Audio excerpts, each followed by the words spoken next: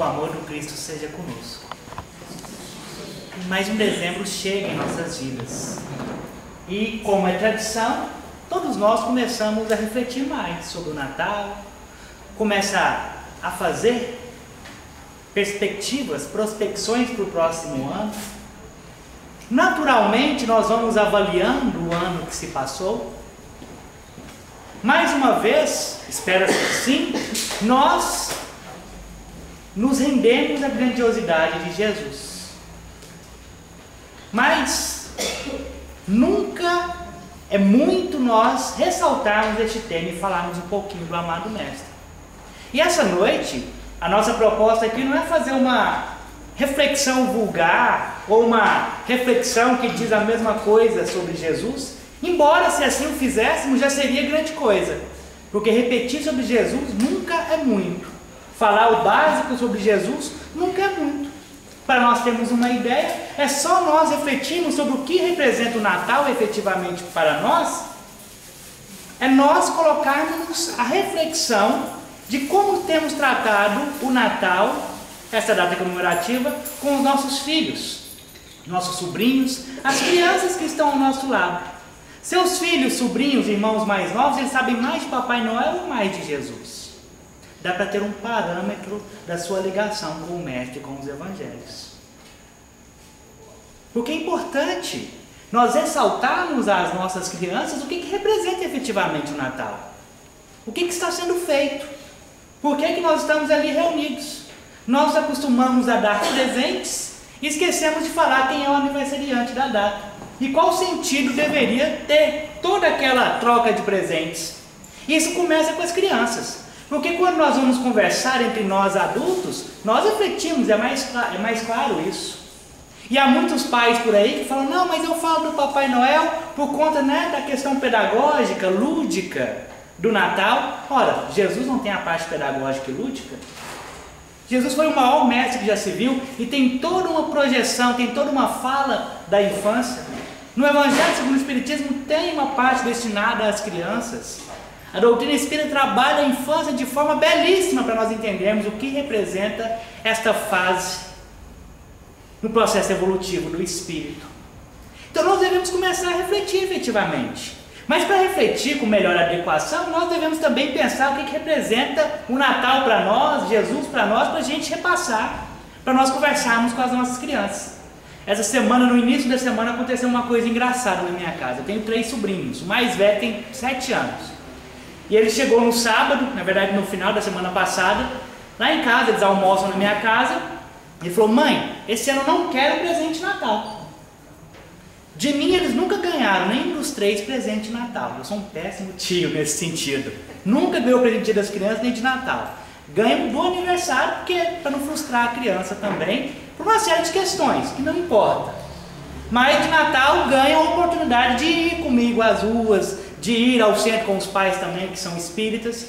Mas eu achei bonita a atitude dele. E a Maria falou, mas por que você não quer presente? Você queria tanto aquela raquete tal, que estava para jogar, tênis de mesa lá na casa dele. Ele falou, olha, a tia Vilmara, que é a evangelizadora dele, disse que no Natal a gente comemora o aniversário de Jesus. E que é meio sem sentido a gente ganhar presente e não dar presente para ninguém. Então se a senhora for me dar um presente, por favor me dá, que eu quero dar para algum coleguinha meu que não tem.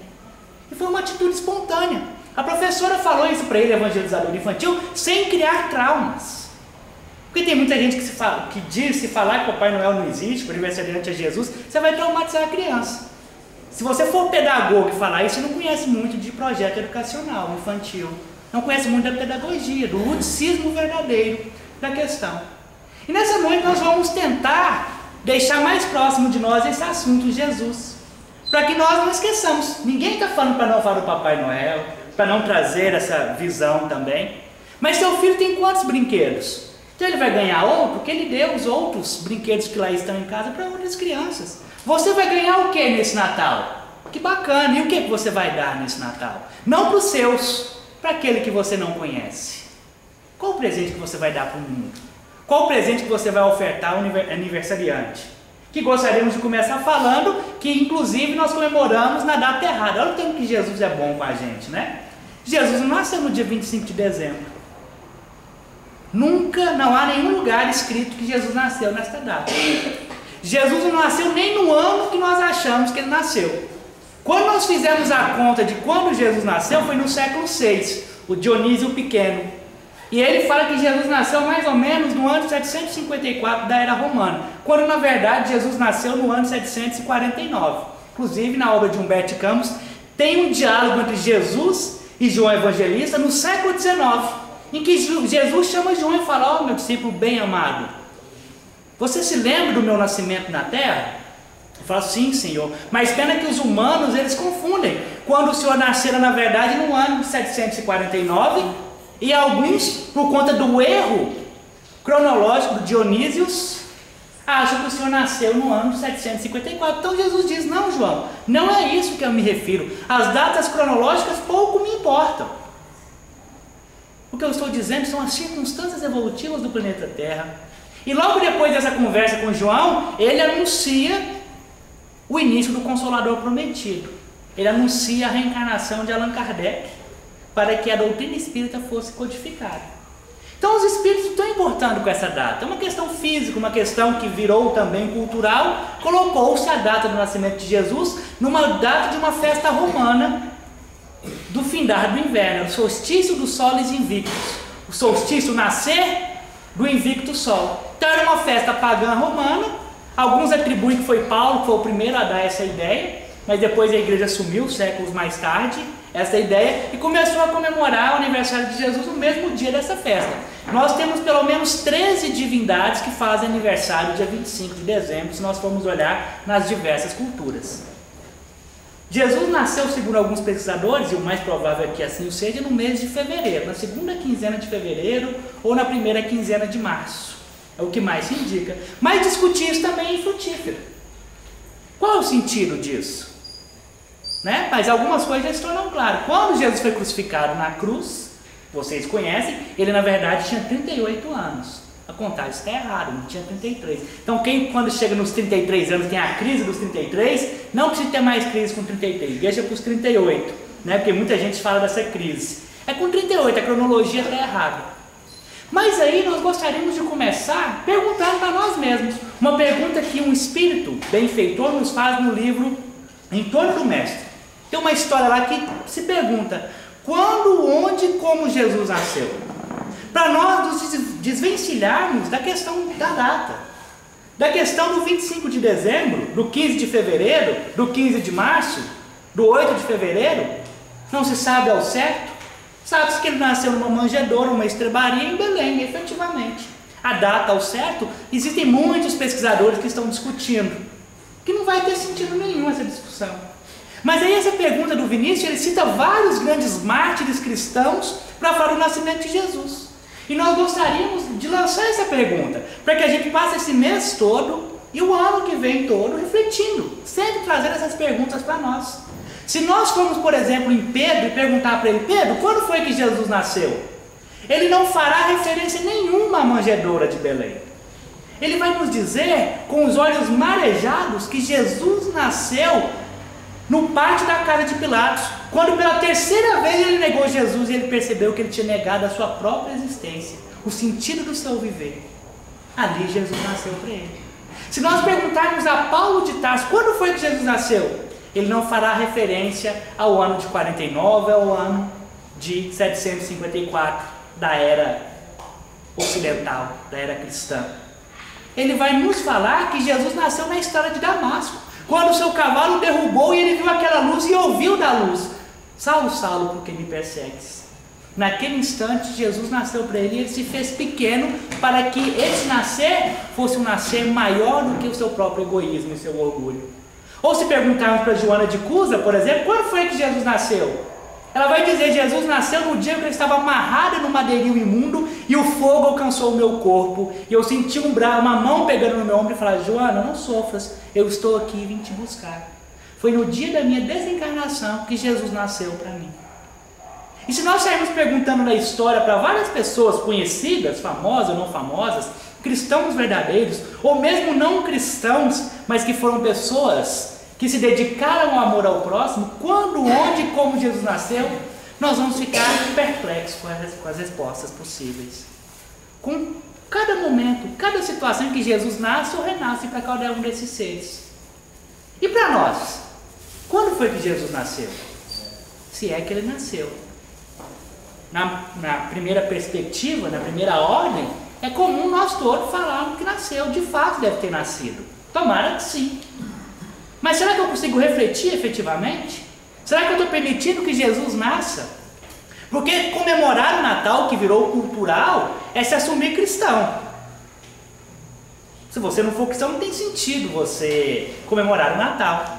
Assumindo-se cristão, você está dizendo que você tenta imitar aquele que foi o propagador do cristianismo, embora ele não tenha criado a religião cristã. Jesus era judeu, não tinha nada de cristão. Quem criou o cristianismo foi Paulo, e depois a igreja trouxe uma outra forma de cristianismo para nós. Então, quando você fala de cristianismo, você tem três coisas que você está falando. Está falando de Jesus no proto-cristianismo, aquele cristianismo primitivo dos discípulos. Está falando de Paulo, que é o que realmente organiza uma proposta religiosa, e estamos falando da igreja que surge no século III depois de Cristo, que já tem caracteres políticos, caracteres de império. Então são três coisas pelo menos.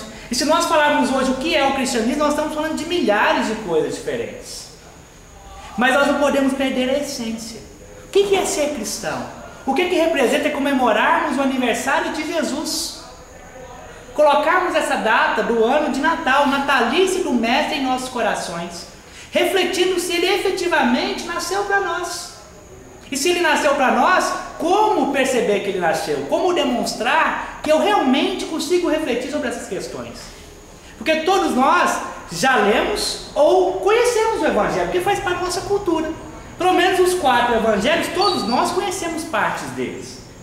Talvez não tenhamos lido, nós recomendamos que leiam, que são livros belíssimos.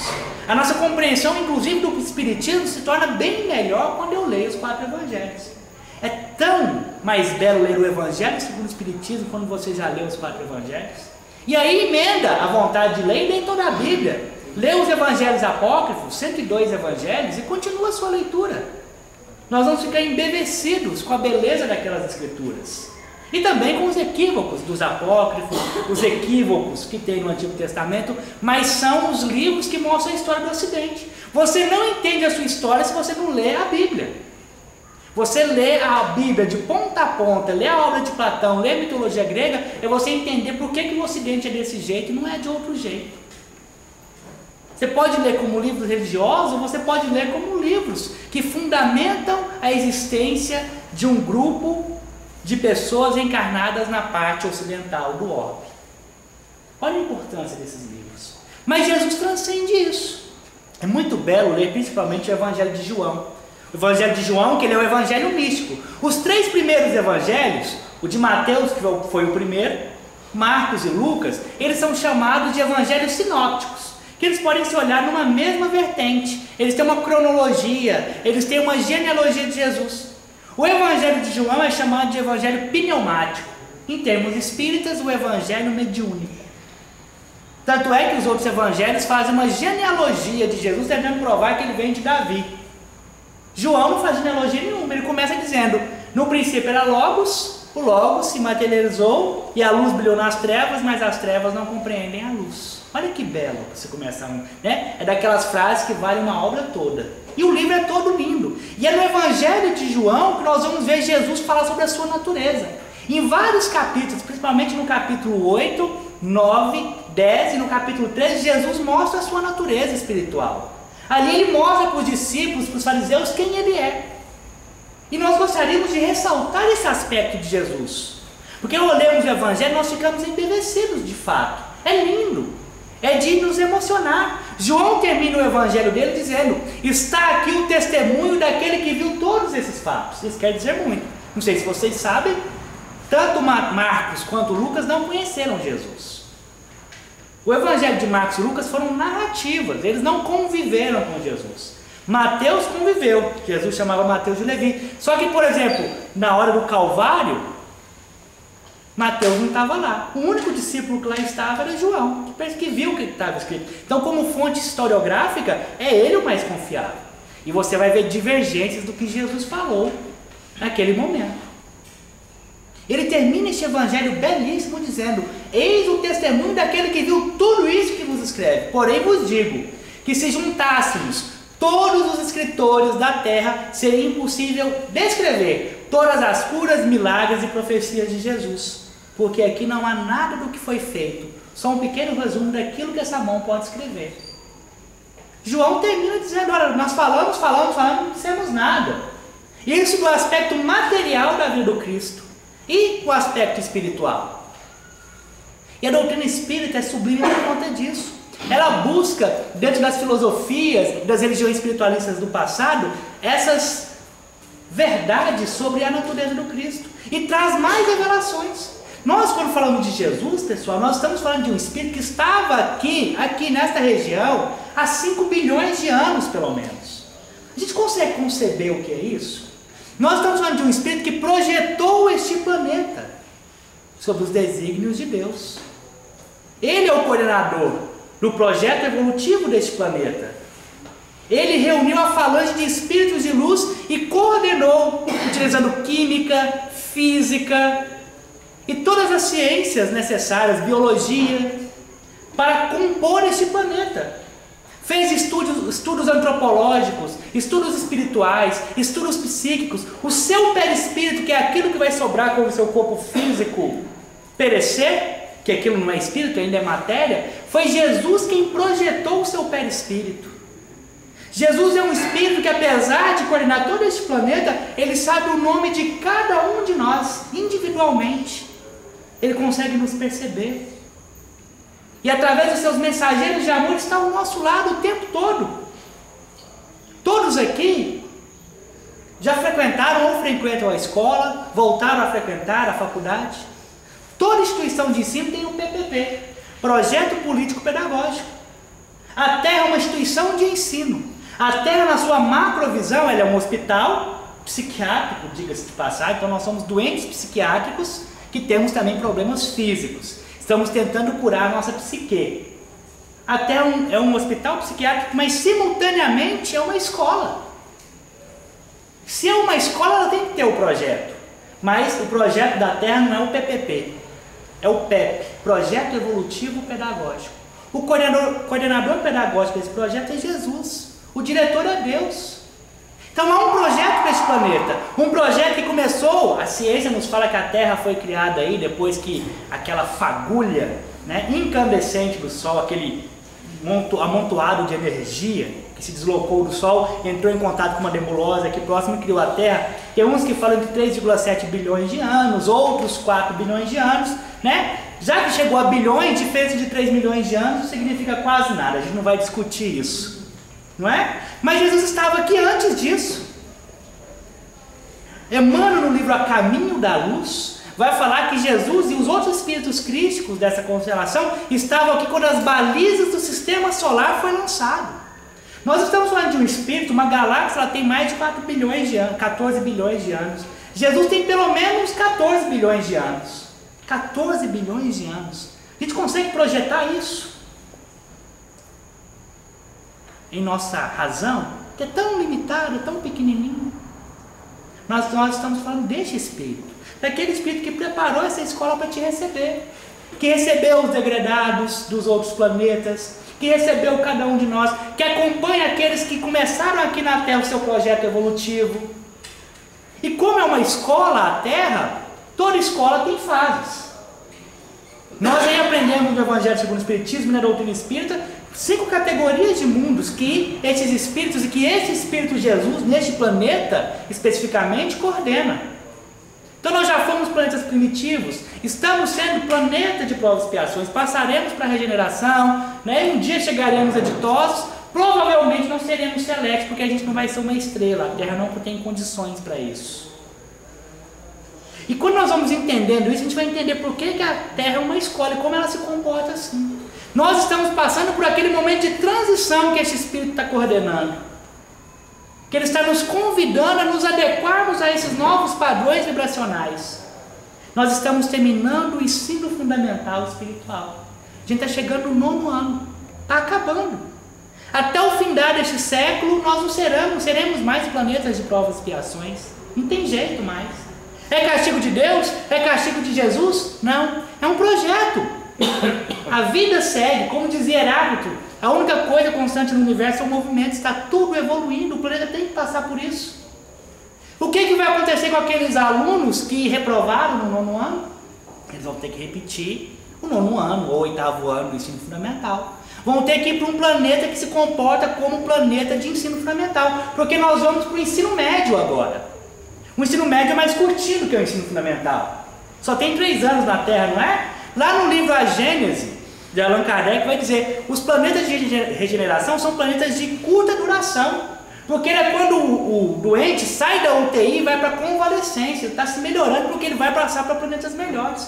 Então, planetas de regeneração são curtinhos, é como o ensino médio. O ensino médio é a sua última preparação para você alcançar o ensino superior. Ensino superior espiritual é quando você adquire, né, a posição na 2ª categoria nas classes espíritas. Nós estamos na 3ª classe de espíritos imperfeitos. Nós vamos passar para a 2ª, de bons espíritos.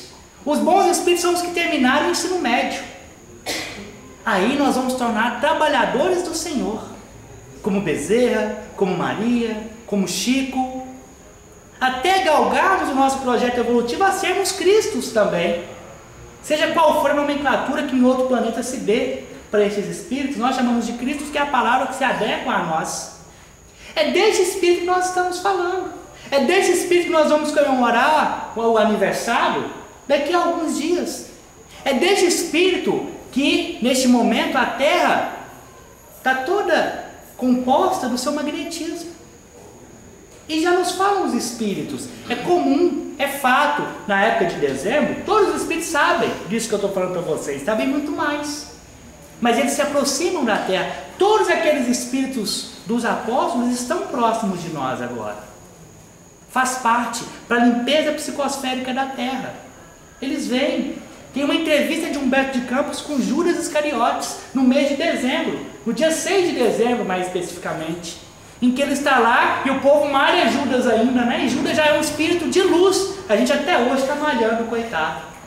A última encarnação desse espírito na Terra foi como Joana d'Arc, onde houve a sua ascensão, pagando pelos erros cometidos, mas é um espírito iluminado já. E esses espíritos estão aqui próximos de nós, esperando que nós acordemos para efetivamente Jesus nascer em nossos corações. Então o que representa, já que chegamos ao mês de dezembro, ser cristãos?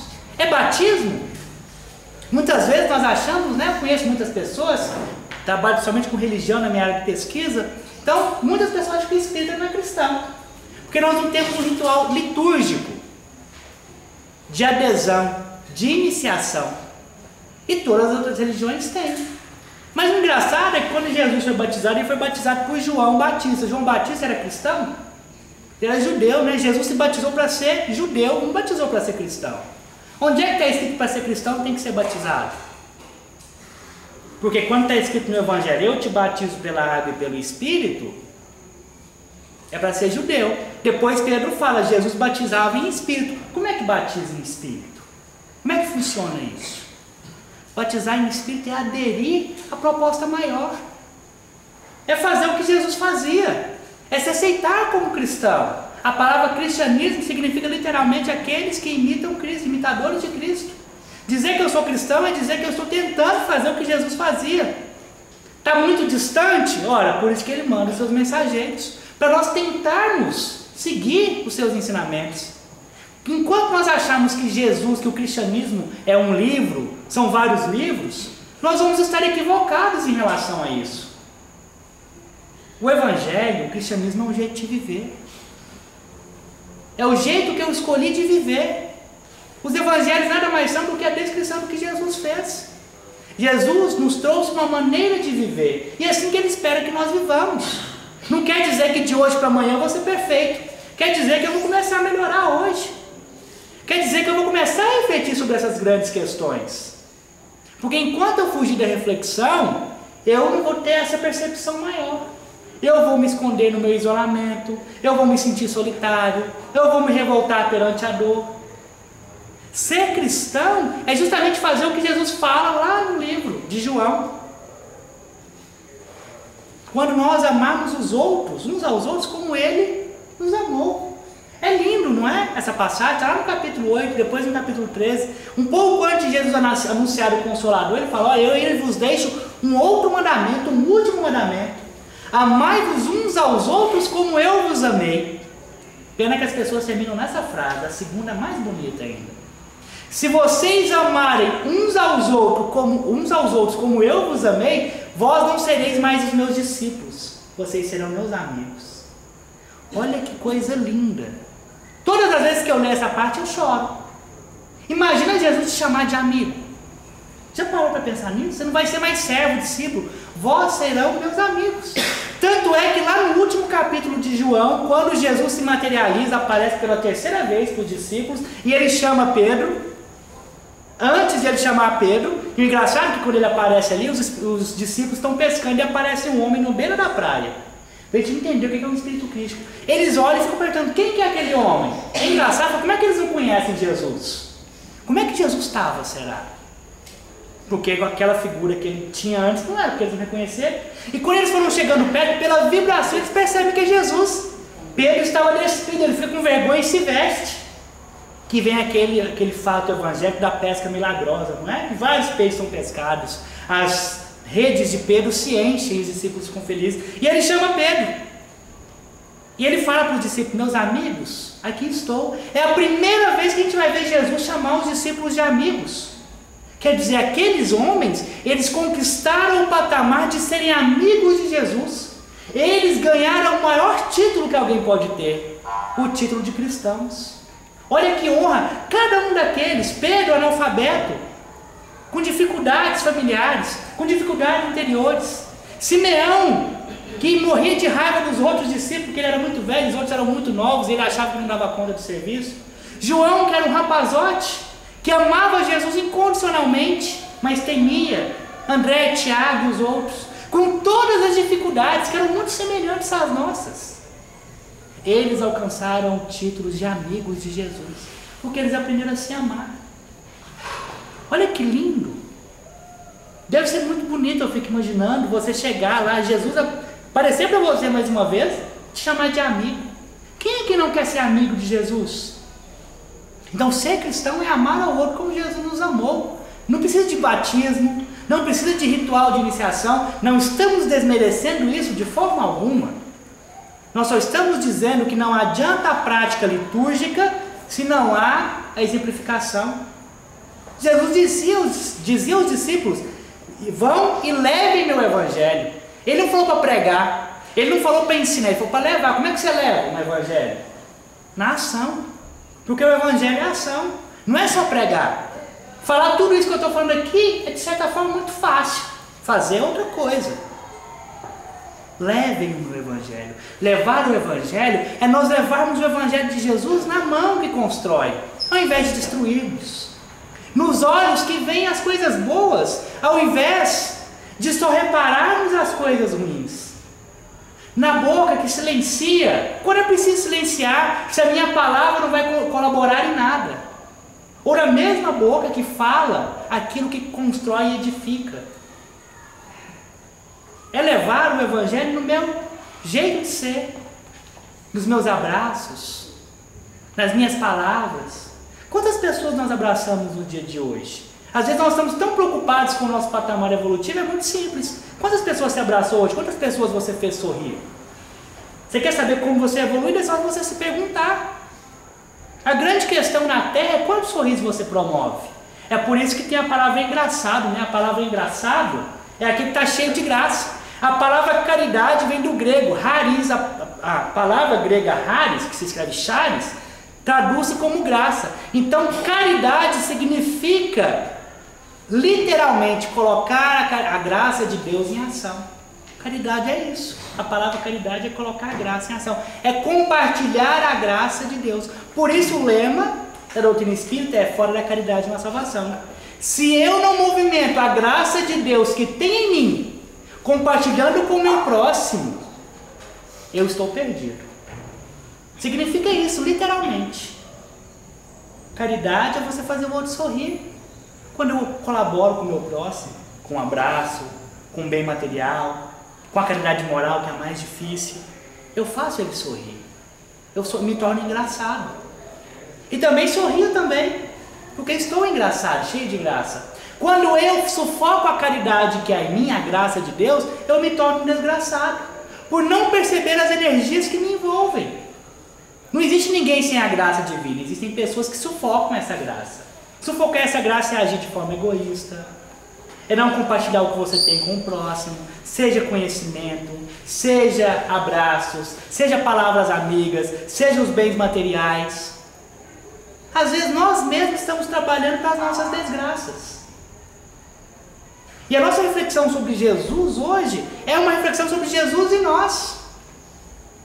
Porque Ele está fazendo a parte dele. Ele está coordenando todo esse projeto da terra. E falta nós, aderirmos ou não. Sabemos que muitos aqui já aderiram, é óbvio.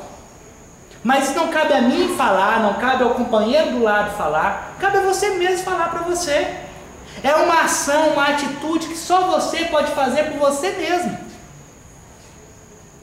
Falar sobre Jesus é falar sobre cada uma dessas passagens belíssimas. É falar desse ser que cuida deste planeta. Emmanuel chegou ao ponto de dizer lá no livro A Caminho da Luz, e isso é corroborado também com Joana de Ângeles, quando vai falar de Jesus, com Amélia Rodrigues, com Humberto de Campos. Então vários espíritos dizem a mesma coisa. Ele fala algo belíssimo, dizendo que basta que Jesus desviasse um cadinho que fosse da sua vontade, 1 milímetro que fosse, a vida na Terra já não seria possível. Vocês conseguem conceber isso? A vontade de Jesus mantém a Terra viva. É um espírito que o magnetismo dele envolve o planeta Terra todo. E ele não é Deus, ele é um espírito crítico, um espírito que cada um de nós um dia poderíamos ser. Quanto tempo vai demorar? Aí depende de cada um de nós. Mas ser cristão, comemorar o Natal, meus irmãos, minhas irmãs, todos nós que nos dizemos cristãos, que estamos conhecendo, chegando no centro hoje, você está chegando hoje ou falando essas coisas, não se assustem. Ser cristão é motivo de alegria. Porque sabe, hoje eu não estou bom não, mas amanhã eu posso ser bem melhor. Ruim é ser condenado a penas eternas. E não existe isso. A única coisa que vai ser perpétua um dia para nós é a felicidade. Que ela vai começar, nós vamos começar com ela hoje e jamais vai acabar a construção da felicidade. Nós sempre vamos trabalhar pela nossa felicidade, pela felicidade dos nossos irmãos. Isso que é evoluir, é ser feliz. Então essas reflexões buscam visar a nossa postura perante o Evangelho de Jesus. Esta boa notícia, a palavra Evangelho é boa notícia, que deixa alegre, que te enche de graça também. Para que nós possamos olhar Jesus frente a frente. Neste Natal, nos próximos natais, e que todos os dias do ano que vem sejam assim também. E já dá para fazer pequenas coisinhas agora, né? Se você não fez até agora, em dezembro já dá para fazer, não espera 2017. Procura um jeito de ajudar com aquele que sofre mais. Fale um pouquinho mais, tira um momento da sua casa no dia da reunião de Natal, faça uma prece. Ah, mas a minha família é muito difícil, mas você já tentou? No dia do Natal, será que alguém vai recusar uma prece no dia do Natal? Vamos tentar falar mais de Jesus?